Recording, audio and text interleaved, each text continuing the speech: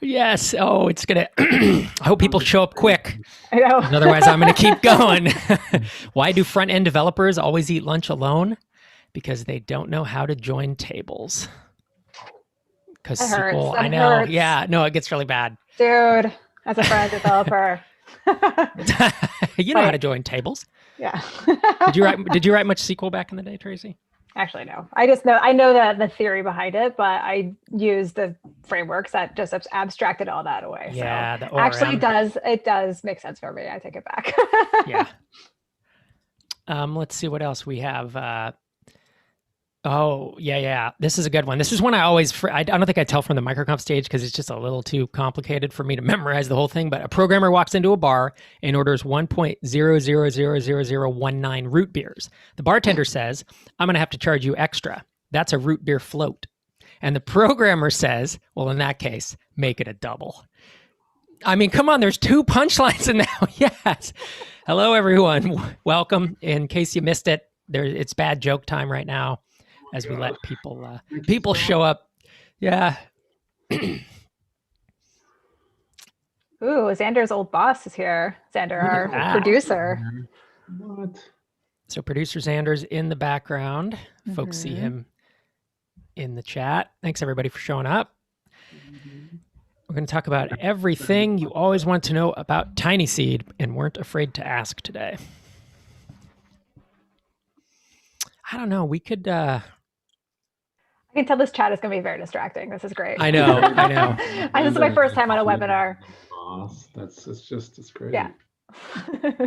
Xander has more pressure now that his old boss is here. Exactly. He looks bad to his old boss. It's not good. Someone's telling a joke. Dan Lane says, "How about what the agnostic dyslexic insomniac did?" You have to follow up with that, Dan. All right. Why did I run away from freezing Minnesota, Matt Kramer? Oh, it just, well, this is the first time we could do it because kids are always in school and it's COVID and the kids are remote. So we decided to head to California. Dan Lane's follow-up to the dyslexic, what was it? Insomniac. He stayed up all night pondering the existence of dog. So the insomnia was staying up all night. Okay. All right. Oh my God, let's stop this. I get it. Yeah, I think we'll stop it then. Hey, let's kick it off with this. Someone asked a question, why is it called TinySeed? Ooh, I like that one. I am actually curious about that myself because I joined probably about 6 months after you guys started TinySeed. I never thought to ask. Yeah, and remember, Einar, we threw around, I think I still have a doc somewhere of all these ideas we were coming up with. And I think the one you liked most was super critical. Do you remember this? You said super critical is a sign. Yes, you did. You did. No, we were trying to come up right here. I told Sherry, I was like, he wants to call it super critical. And she's like, I'm not a fan. Yeah. And I was like, well, it's like a mathematical construct or something like that, right? Isn't it a computer science construct? Yeah, super critical. I can see myself making a joke about it, but I doubt I really appreciate it. I don't remember when we ended up with TinySeed. There was about a bunch of seed stuff. Small. We wanted small, like, start small, stay small, MicroConf. I mean, it just... MicroSeed, I think, was in there. Yeah. I think TinySeed is in part like if we could get the domain for not too much money, is what I think. Yeah, that was another... That was part of it. That seems to be the part of every naming decision now is like, what's the .com? Yeah. Right. The .com. Just like startups. Yeah. Can you get the .com? Yep. I didn't want to be like, no, it's .co or .io or .us or whatever. So. Yep. Or tinyseedfund.com, which is what we had for a couple of weeks. Remember that? Yeah.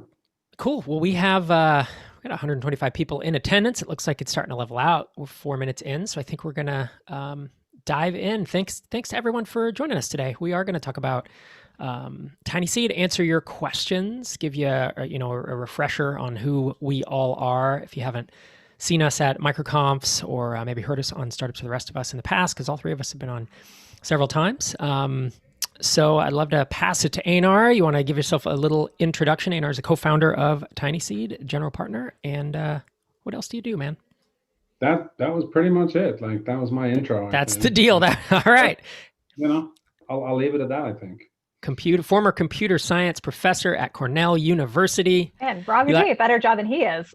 Yeah, you lasted a year there, right? Wasn't that, it was more like 3, but yeah. 3? Okay. So, my wife also was a professor, and it just got old for her. The meetings and the politics. And is that why you?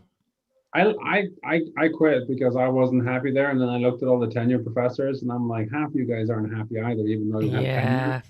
Yeah. No, I don't fancy my odds. Yep.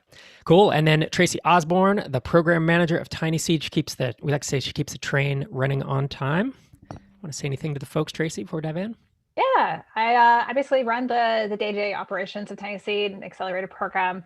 I help coordinate the introductions to the mentors, the calls that we do weekly, all the miscellaneous questions people have. Essentially, my job comes down to just making sure that the founders get what they need as fast as possible. And in my previous life, I was a startup founder. I shut down right before I joined TinySeed. Before that my background is in design and front-end development, but I kind of moved into doing a little bit of everything like programming and marketing and sales and whatnot during my startup job. So it's fun being here at TinySeed. It's really great that, the job is literally just to help founders do more faster, better, and without, a lot of like anxiety or anything like that, just making their life better. Yep. Awesome. That's what I should have said. That's what I meant to say, actually. That's right? what, yeah, ditto. And things. We'll come back. Helping founders since 2018. Yeah. Cool. So quick overview of TinySeed. And, I'm going to assume everyone has read the website, so I don't think we need to really go back through that. But Tracy, you want to just talk briefly? It's we're a 1-year remote accelerator focused on SaaS. What else can you offer folks? Well, yeah. 1 year remote accelerator, which is really awesome. We were remote before COVID hit. So there's a lot of accelerators that are moving remote because you have to. Our program was designed so that people can do the program wherever they want in the world. So we have, 1/4 of our founders are non-US, which is really awesome as well. And we'll get to that's one of our most asked questions is whether we back non-US founders. So we'll get to that in a second. But essentially the program is designed so people can join the program from wherever they want. They can travel, they can be remote. It's always been like that. Normally we have in-person retreats, and that's the one thing that we had to change with COVID. So we had to move those online for safety reasons. And, hopefully for the third batch, we'll have some opportunities to do things in person again. Crossing our fingers. We'll see how things go. We run weekly calls. Everything is optional. One thing I try to emphasize for the program is that it's not like a school. There's nothing required. There's no homework. There's nothing like that, because we know that founders are really busy, heads down, working on the things. And we don't want to get in the way of that when founders are, in a flow state. But we're there when founders need help, and we help them get those answers faster. So, say you're working on your marketing, you're moving on to sales. We have a bunch of resources to help you get started with sales faster than, say, if you're starting from scratch. So a lot of the program is just designed to help founders get those answers they need, like I said in my introduction, as fast as possible, so they can go back and do awesome work on their startup as fast as possible. Very good. We have questions pouring in. If you want to ask a question, we'll obviously be getting to those in just a minute. There's a Q&A button at the bottom. That's the best place to ask them. You can ask them in the chat, but we may not get those. We're really looking in the Q&A section. So thanks everyone for weighing in. From Italy, we got India. We have all number of places on this call today. Iowa, yeah, there you go. Yep. So Einar Vollset, you want to talk briefly about TinySeed's basic investment terms, and then we'll do questions. So our investment terms are, at a fundamental level, what we do is we invest about 120,000 for the first founder and about 60,000 per additional founder. And for that, we take standard somewhere between around about 10% equity. Usually we're a priced round, so we're not a note or a safe or anything like that. Basically, the one thing that's a little different from us is that we, because the kind of companies that we back, so B2B SaaS companies, once they get past like $1 million or 2 or 3 in ARR, they can inflect to being very cash flow positive. And so what we basically ask the founders to do is to sort of align investors and founders, is to say, you sign a side letter that says, once you hit a specific salary cap, then any other sort of remuneration that you're taking out of the company goes out as dividend, and then we participate, or our investors participate in those dividends pro rata. And we're not particularly stingy about the salary cap. Like, we don't feel like there's any point in trying to squeeze founders for every dollar that comes through. So I think usually or actually just decided our salary cap going forward will be $250,000 per year, and it sort of, and some people say that's super high or whatever, but really what we're trying to say is to say these are the kind of companies that can get to 5 or 10 million a year, and in that case they can be taking out $2, $3, $4, $5 million in profit every year, and in that case it's important that investors also get to participate a little bit in, to compensate for the risk that they took early on. So that's really the main things. There's some stuff around, like we have pro rata rights. We basically there's two things we're trying to do. One is to sort of align founders and investors, and also sort of preserve optionality for the founders. So we think a lot of the successful companies will end up never raising money again, and that's totally fine. That's sort of what we expect.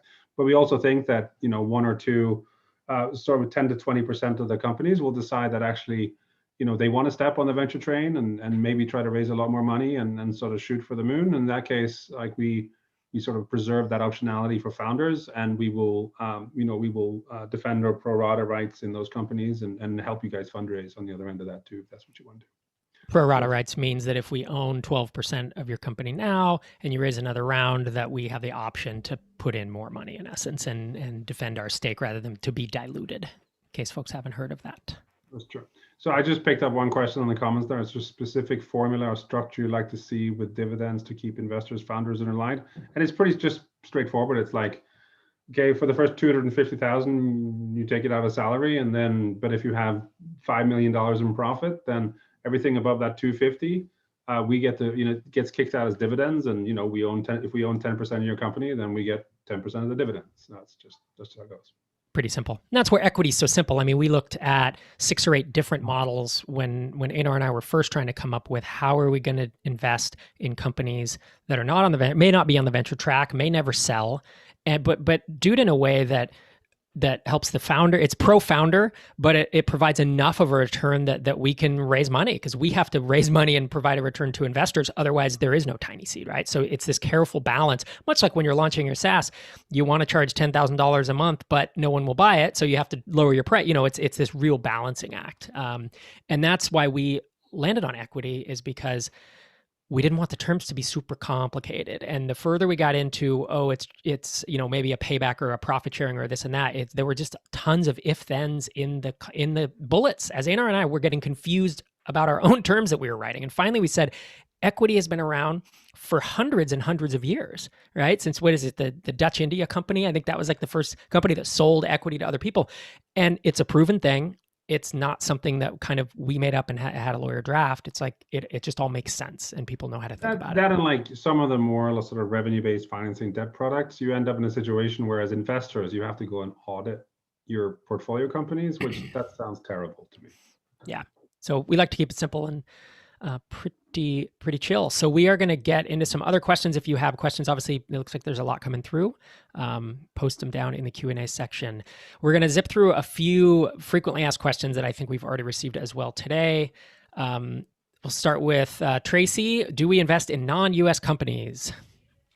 Yeah. So non-US companies, founders can live everywhere, like I mentioned before. But in terms of where your company is incorporated, first off, if your company is incorporated in the US, either as a corporation, I think C Corp, not S Corp. That's correct, right, Rob? Right. C Corp, LLC. Yeah. C Corp or LLC. That is the easiest way for us to invest in you.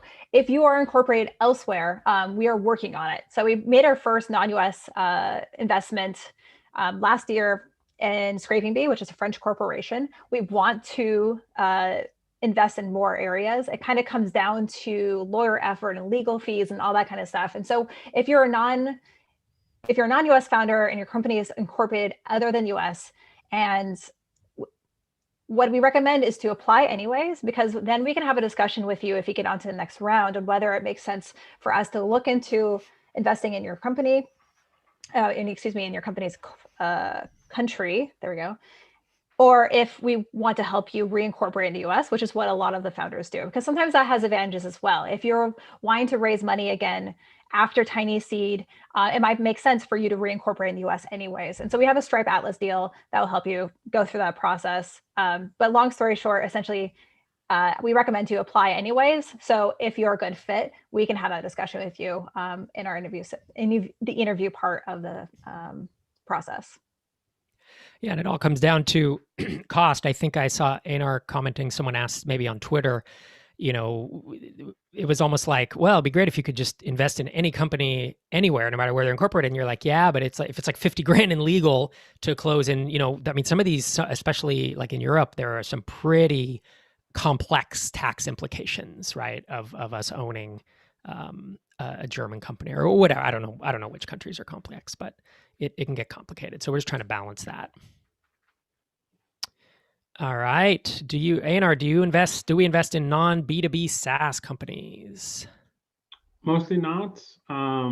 Basically, like if there's some services piece to it, that's fine. Like we often see quite mature, B2B SaaS companies that have some services component, and that's okay. If you're pure services, probably not. If you're pure B2C, also probably not. Like mostly because those kind of B2C markets tend to be winner take all, and quite often requires a lot of capital in order to succeed or do a land grab. The sort of where it gets sort of a gray area and where we quite often are interested is sort of the more B to sort of prosumer rather than consumer. So in that case, we probably would. Yep. And my pat answer with these questions tends to be, if you're in doubt, apply, because it's not going to take you more than, 10, 20 minutes to fill out the application, and we'll look at it. And it depends on a lot of things. It's like, we don't say, oh, B2C. In my head, I don't say my criteria are not, oh, if it's B2C, then I don't look at it. But I do get concerned when I look at a company with a $9 average revenue per customer per month. It's like, oof, that's going to be tough to grow. So instantly I have a question of, how are you going to increase that? Do you have plans?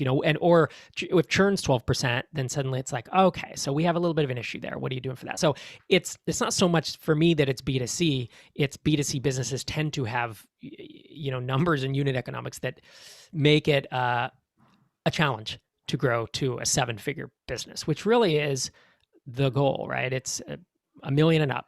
And that's, if your aspirations are to grow a $500,000 lifestyle business, that's awesome. But TinySeed's it's probably not a fit for us. But if you say, hey, I want to get to $1 million in annual revenue or more, then that's really that's our sweet spot.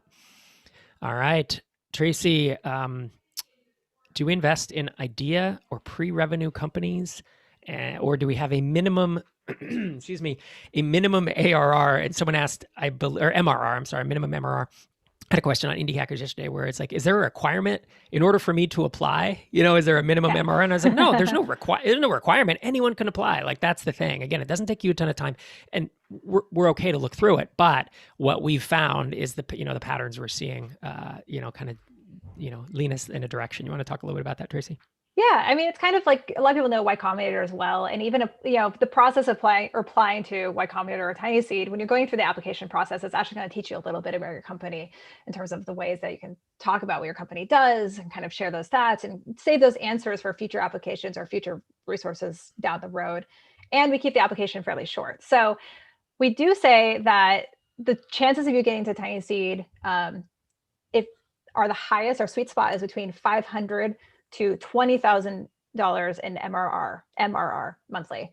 So that means that if you are below 500, it calls into question whether you've hit, have you proven your product, your market need, essentially.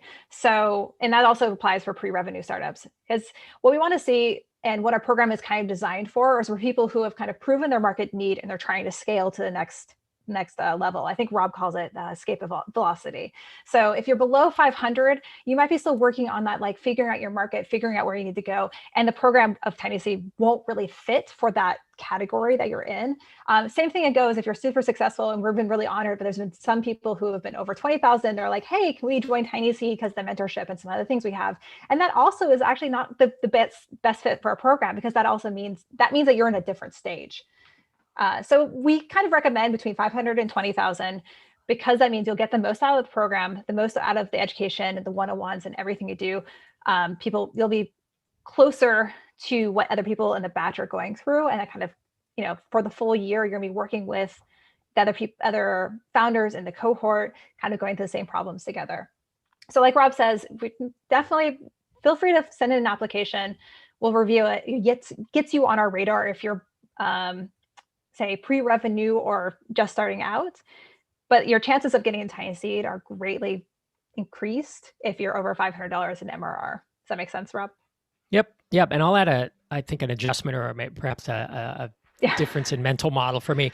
I don't think of it as $500 and up. So I don't think there's a cap at 20. I think in both of our batches that we've done so far, we've had folks get in who are higher than 20K MRR. So while that is, I think where a lot of folks wind up sweet spot, applying. actually, I think is the right way to put it.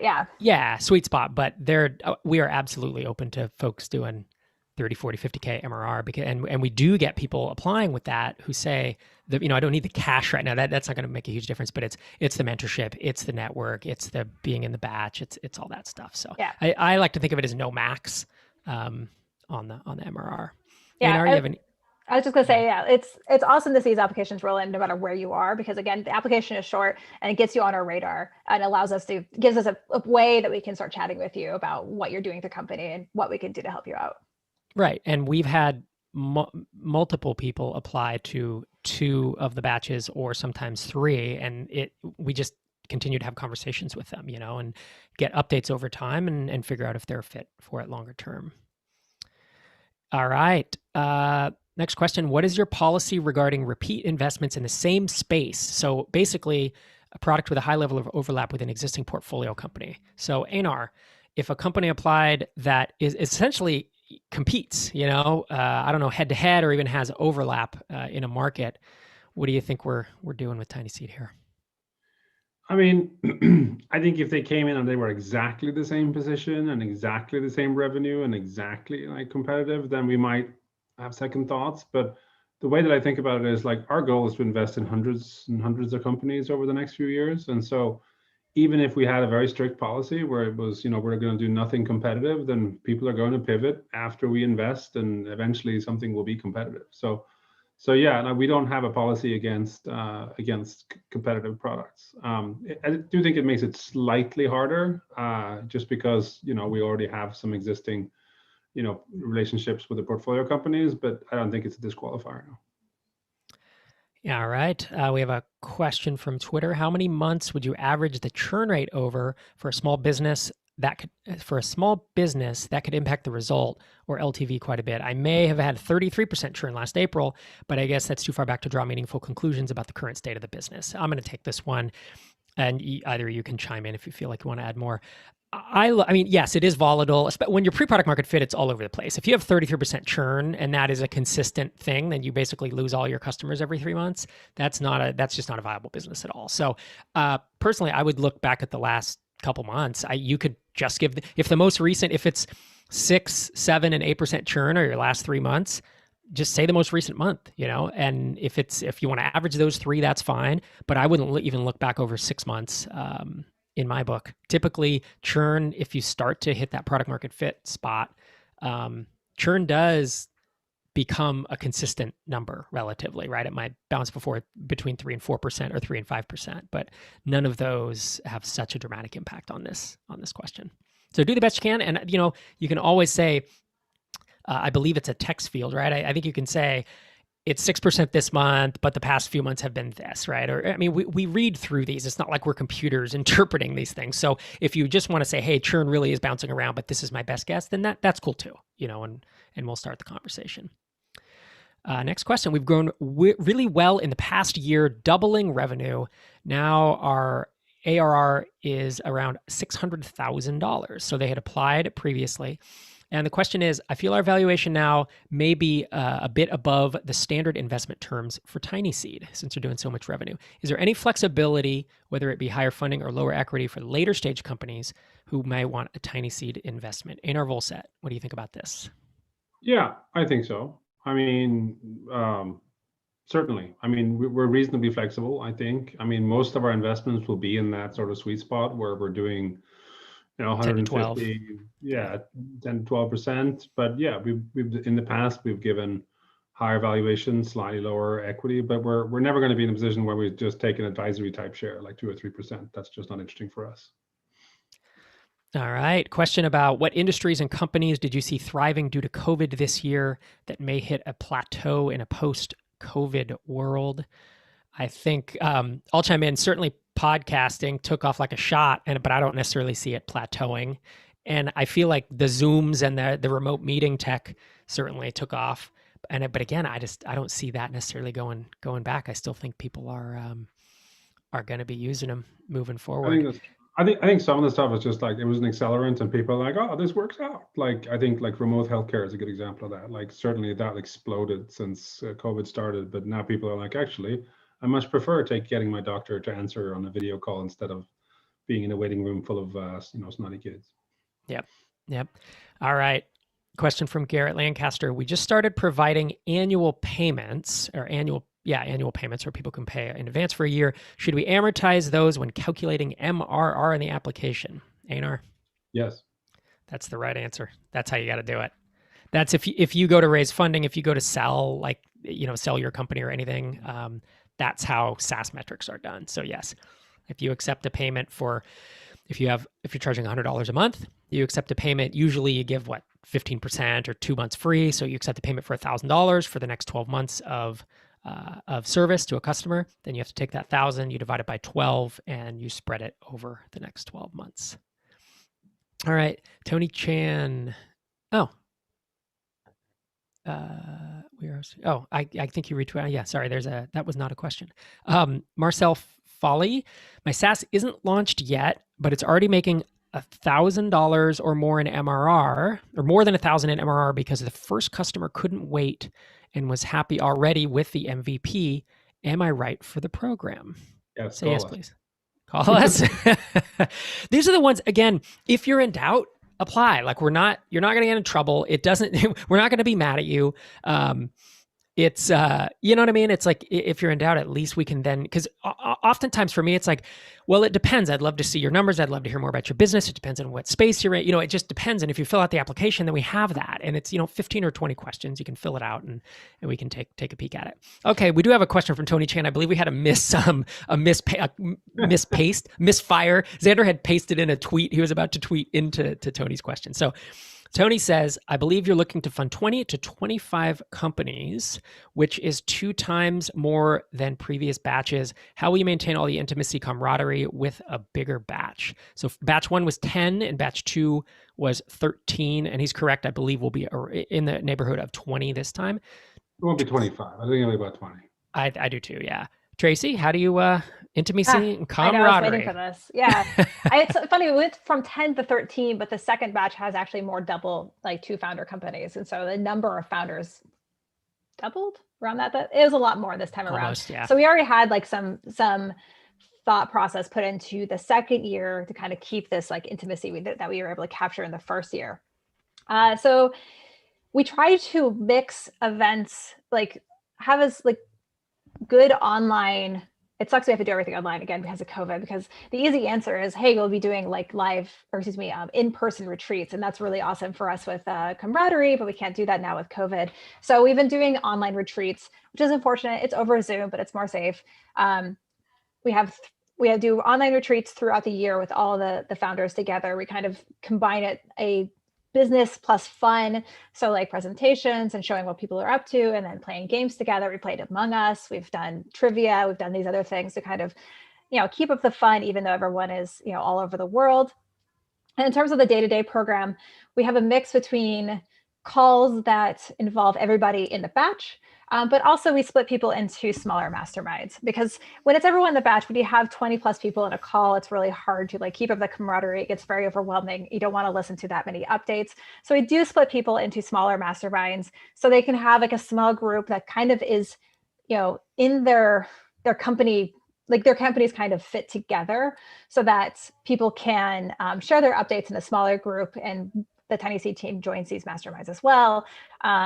And so they get kind of that like more intimate one-on-one aspect with the other companies in the batch in that way. So basically, I want to say is we kind of split the difference. We have like some large events that involves everybody together, and we have some small events to kind of keep it make it so it's less overwhelming. Yeah, and the bottom line is, even with batch 1, when we had 10 companies and I believe we had maybe had 12 founders, it was already the all batch calls were kind of big. And we knew that unless we were going to fund 8 companies a batch, we had to get from that, it's the issue of, hey, we have one web server, going to 2 is hard, but going to 3, 4, 5 is easy because you figured it out. And at the moment we did batch 2, we were like, we need to have smaller groups. We need to do masterminds, just what Tracy's described. And that worked really well. And we found it worked perhaps better than the all group approach. So us now scaling from 13 to 20, I think is going to be easier than even when we went from 10 to 13, and had to do that split. So it's good. Next question. We have good numbers on market size for the United States, and there is most definitely a large global market, but we haven't been able to find great data. Should we take a stab for the application or just use the solid numbers we do have? Einar? Sorry, I was looking at the other questions. Oh, man. All right. So I would say, too. I keep looking at the questions. I would say just use the market size that you have. Just say, hey, in the US, that we think the market is this big. And I mean, we're not, again, the market doesn't need to be $1 billion to be a TinySeed company. If you can grow to 5, 10, 20 million, like that's a win for everyone. So use what you have. And again, you can clarify and you can say, we've looked and the data on the world is unclear. Maybe it's estimated at this from these sources, but the US data is this. And we're not computers. What we're looking for is like, have you thought about it? Like, have you really thought about, is this a big enough market for it to be a reasonably meaningful business? Yeah. All right. Jason Noakes asks, I'm filling out the application. I have a question about customers. He puts customers in quotes. Because I think we say, how many customers do you have? I have a B2B SaaS system where we have 15,000 active free users, but only 25 paying advertiser customers. Obviously, 15,000 looks better than 25. Which should I use for customers? So a user is someone who isn't paying you and using your app. A customer is someone who is paying you money. So that's my interpretation. And we've never had this question internally, but I would not want to see 15,000, because then if your MRR is $1,000, then you're going to divide that by 15,000 and your average revenue per customer is going to look crazy small. So I would say if people are paying you, they are a customer. Otherwise, they are just a user. Any thoughts from the other TinySeed panelists on that? No, I think that makes sense. Mm-hmm. All right. A question from Cyprian Amaril. He says, is edu/research tech under your domains of interest? Yes. Do we have a B2B domain that isn't in our interest? Like I haven't seen one that I don't think we've had an applicant where I'm like, oh, we don't invest in podcasts or, that's not how we think about it. We think about SaaS that serves a need, usually for a business or at least someone who's not super, super price sensitive. And it's paid on a subscription, it has the mechanics and kind of the metrics of a subscription software company. Right. Do you have a preferred formula for LTV? My preferred formula, I use what you're comfortable with. My preferred formula is to take your average revenue per user and you divide it by your churn. So if your average revenue per customer is $100 a month and your churn is 5%, you divide it by 0.05. That gives you $2,000. That's a lifetime. That's the simplest one. There are use what you want. If you're pulling out of Barometrics, don't use anything you want. Use one that's reasonable. But if you're pulling out of Barometrics, Profitwell, ChartMogul, Stripe, and it's giving you MRR, that's fine. Or if you're in Summit, and those they don't all calculate them exactly the same, but they are close enough for our purposes. And if it shows at $1,850 versus $1,950 for a lifetime value, those are approximately the same for all intents, for our purposes. George Horn asked, knowing that you look for startups that are already generating revenue, here's our situation. We are off the gates. We are Yeah, I'm trying to think. We've gotten off the starting line, generated around 50,000 euros in 2020. Last year, however, also included a pivot, and we did not launch our new product yet. So the 50K comes from an API solution, which we no longer focus on, while the new SaaS is essentially pre-launch. How does that make us as a candidate or not for your third batch? I think this is another one of those like apply and then we'll see. Because we need to know a little bit more than that. Like it's like, why did you pivot and what are you pivoting into, and like all that stuff. So do you already have traffic? Right? Do you have traffic channels that were using the API that now would use the new app, or is it a cold start? It's all that stuff, right? We would need to. So I would say the same. I would say apply. We'll have a look and have a conversation if think it could be a fit. Can salary caps be adjusted over time with inflation or market changes? Einar? So prior to today, just so folks know if you missed it, our salary caps were based on a software engineer's salary in the closest major city. And when we did that, it was adjusted over time. As of today, we've just announced, and we need to announce this a little more broadly later in the week, but we have made a flat salary cap for everyone in TinySeed that is $250,000 US. So it's $250,000 that you can pull out of your company before you have to, before you need to take dividends, right? So the question then, Einar, can salary caps be adjusted now that we've raised it to 250K? I think it'll be a while for now. Yeah. It feels like 10 years from now, if inflation goes completely out of control and 250 is the dollar is worthless, yeah, we'll definitely talk about it. Like our goal with the salary cap really is not to like the return from investors doesn't come from like squeezing the most amount, whether the salary cap is X, Y, Z. The return really comes from companies doing really, really well. And like all we're trying to say is if you're taking out $10 million in cash every year, it's fair that our investors get to participate. Right. Is the investor dividend based on the equity? Yes, it is. So if we own 12% of your company and you pull out dividends, then that's how TinySeed gets paid. TinySeed gets 12% of the dividends. If there are multiple founders, do you require all founders to be full-time?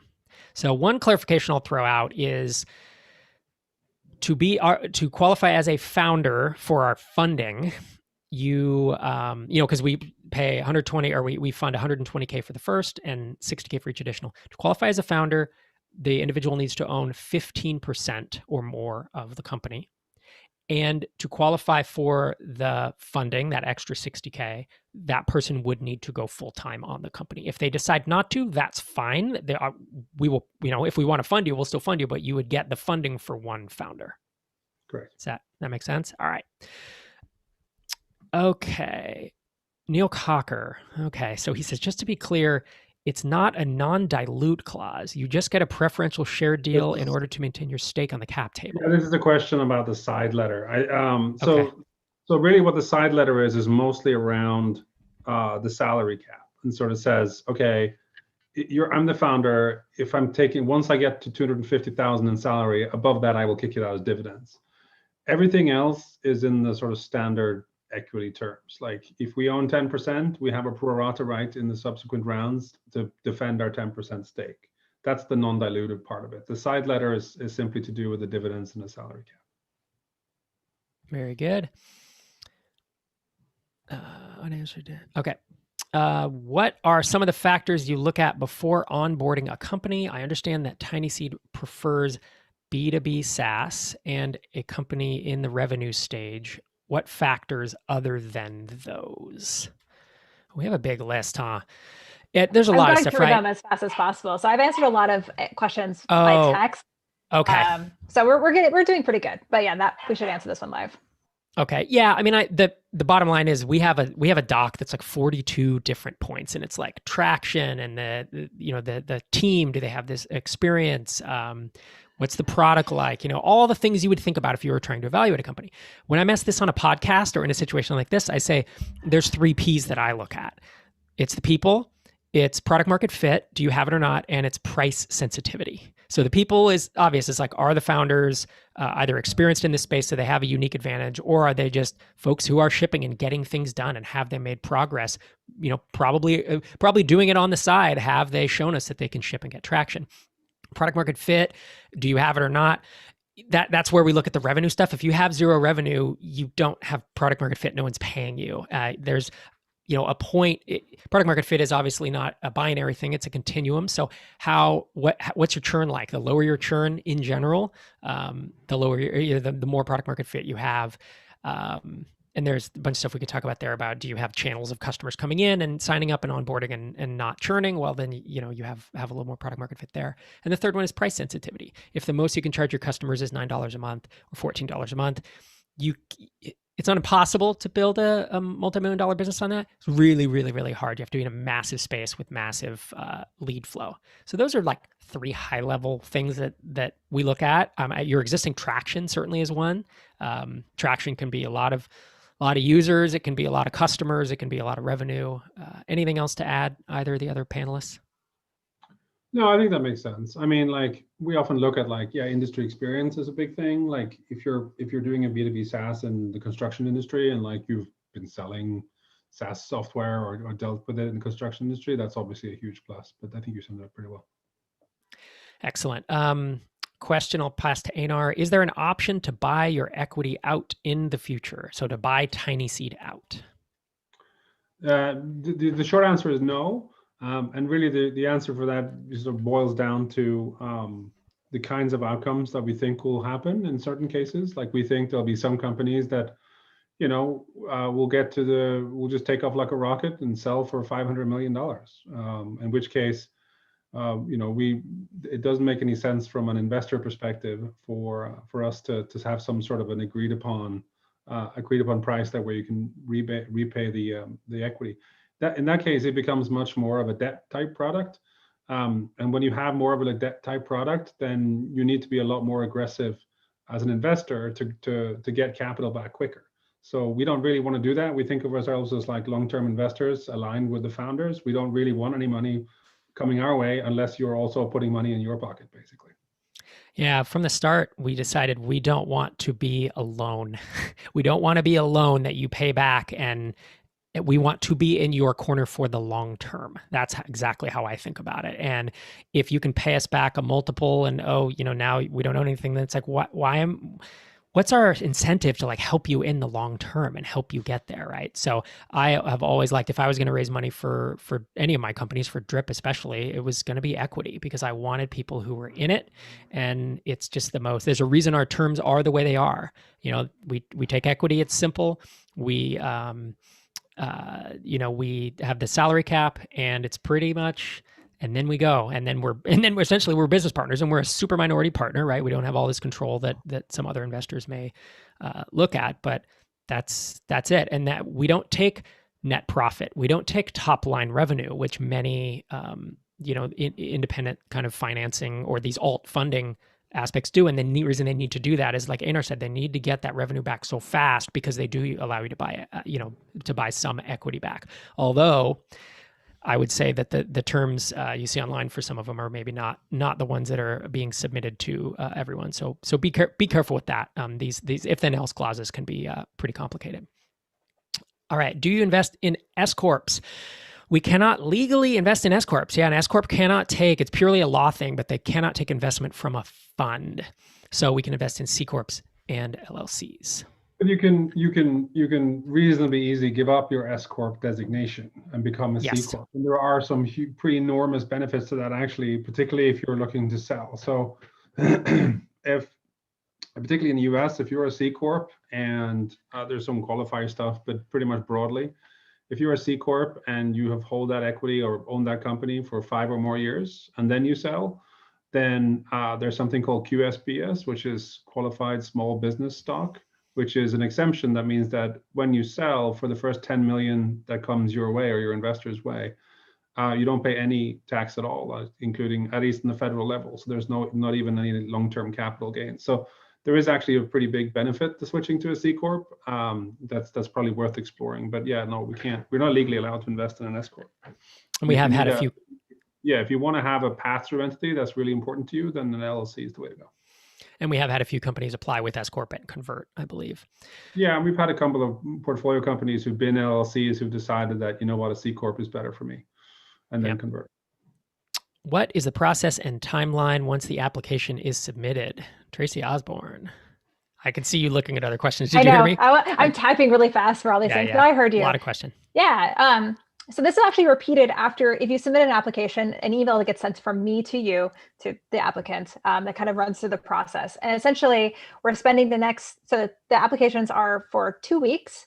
And we'll start reviewing applications probably starting next week, but it takes us a while, depending on the number of applications we get. Our first round of updates, maybe we're trying to tell people, if they're not a good fit for TinySeed, we're trying to tell people as fast as possible. Hopefully that'll be coming at the end of the month. But if you don't hear from us, that means that we're still reviewing your application. So reviews will probably go in through February. Hopefully in February, we'll start sending out acceptances, but that's where we have our calls and our interviews, starting with me, moving on to Rob and Einar. And then after that process is due diligence for people who have gotten an initial acceptance into TinySeed, which is also a part of the process that I didn't really have a good appreciation for until I was in this position. I never really realized that it doesn't end even after, a investment firm says that they want to fund you, and then there's a whole month plus process of talking to lawyers and reviewing docs. But that's essentially the process for a accepted company. For people who are not good fit, like I said, we'll get back to everyone eventually, and we try to be very upfront and clear about that. Yeah, one thing to point out there is that although if we present a term sheet, and even though after the term sheet there's a bunch of diligence that looks at your corporate structure and the legal stuff, we won't change our terms after issuing a term sheet unless we find something really, really bad. So it'll take a while, but if we say, okay, we've decided to invest in you, then that's, sort of our words are bond in that regard. Yeah, and that's part of the reason why it's the applications are now, but the next cohort is starting in May. It just gives us time to go through that whole process.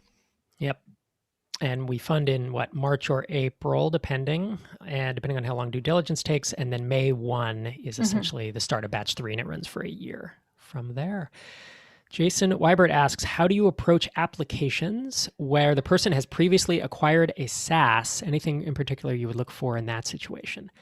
So if you've is he asking, he bought, if you've previously acquired one and you're working on a new one, then all our criteria would apply. It's just a new SaaS. But if you have bought a SaaS and you're trying to grow it, I would say apply with it and just point out, hey, I bought this SaaS X months ago. And, again, it's a conversation, but we are not opposed. We're probably not going to fund, 50% of our batch of acquired SaaS, but it's certainly not a deal breaker or anything that would disqualify you. We would just love to know that and have a conversation about that, to know, your history with the app. That work? Yeah. Tracy, what happens after the 1-year accelerator?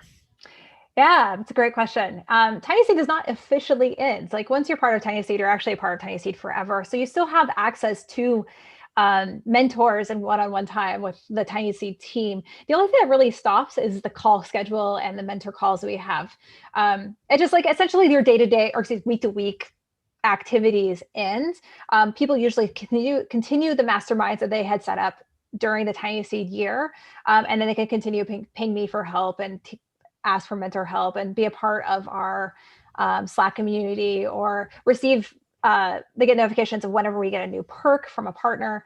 So essentially it's you pretty much stay into TinySeed, but you don't have any other obligations for calls. Yeah. And I mean, to give people an idea, there's, we have 10 alums, right, from batch 1, because batch 2 is still going on. And I still talk to, a good chunk of those alums. I mean, I believe I had 2 calls last week, probably in the past, the holidays messed stuff up, but in a given month, I probably have 4 calls with alums, because either I reach out and just hey, I miss talking to you, I'm curious to hear, or, they reach out to one of us and they either need an intro, they want, to talk to a mentor, they want to talk to me and get an opinion. I reviewed someone's deck last week. Like Tracy said, it doesn't end. It's just the curriculum and kind of the hardcore program, transitions, but you're always a TinySeed founder. And again, when we have in-person events, because TinySeed is a MicroConf fund, there will be things around MicroConfs and whenever we have in-person events as well. Yep. If you were evaluating 2 similar companies, I'll send this one to Einar. If you were evaluating 2 similar companies and could only invest in one, what would be the most important criteria for you in your decision-making? And I would just say there is no one criteria. There's really not one. Right? It really depends. And it sort of ties into the question coming down at the bottom there too. Is there any month-to-month growth percentage that we consider favorable? I feel like it really depends on where the company is. like, if you're very early, we're probably a little bit more understanding on like variable churn and things because you're kind of early, but we'd probably like to see a bit more growth then, to be honest with you. And if you're later and more established, then, if you then also have quite high churn, that would probably be a concern for us. So if I were to pick something, like churn is probably the main thing. Like if I have two very, very similar companies and I have one company that has 2-3% churn a month, something like that, and another one that has 20, then I'm going to go with the low churn pretty much all the time, because it sort of suggests that people are happy, they're sticking around, they keep paying, they're just doing their thing. Versus if you're churning at those kind of numbers, it suggests you haven't really found product market fit, even though maybe you're very good at selling or convincing people to buy, but then when they get in and use it, it doesn't fit their need, or they don't want to use it anymore. Next question is, you said you have 2 batches a year, which yes, that's a new thing starting in 2021 because we were able to raise our second fund. So this next batch, which is 3, it starts in May. On May 1st, when is the next application process and when does the next batch start? So I'm going to throw out, we've like loosely thrown this around, but I believe next applications will open in July. That's 6 months from now. And then the next batch would start November 1. And if we, we'd have a meetup in October or something, if we could do that. Is that because we have MicroConf? That's what I was anticipating. Yeah. Yeah. So that's it's not set in stone. This year it's going to be just another interesting year, we think. So we have to play it by ear, but that'd be the loose timeline for that. And we got to get through these applications first. Yeah. Every time we go through an application process, it kind of informs how the application process should go next time. So I hesitate to put out any dates or good solid information until we've gone through this month. Yep. Well, there's a good question about that. Will there be a second application later in the year? Yes. If so, and applying in January feels a little premature for my company, but later in the year will be better, would you advise waiting to apply later or applying now to get on the radar? Interesting question. I don't know. I would think apply now. Think so? It doesn't hurt. That's the thing I keep thinking is it doesn't hurt. We're not offended it doesn't give us a bunch of extra work. It doesn't bother me to read through an application. And it again, if it takes you 15, 20, 30 minutes. Yeah. If you applied and you were at like 80 MRR and, all right. And then we just like, sorry, it's just a little too early. And then 6 months later you came in and says, hey, I was at 80. Now I'm at XYZ. Right. Then you have solid data points that you're not just making that stuff up. So yeah. And I don't have it's not like an automated system, but I do manually will track some people and note in their application, the future applications that they reapplied and add those numbers in. So it's nice to have that data available too. It's definitely not like a huge factor, I think, in reviewing. It can help. And if you don't think it's like going to take you, like our application is pretty short. So if you don't think it's going to take you like a huge amount of time, then you could do it and there could be an additional benefit later on the road. But if you're swamped, you're working on some big things, you're pretty sure that you think you'd be better fit this summer and you don't have the time to do an application, it's not going to hurt your summer application if you don't do one now.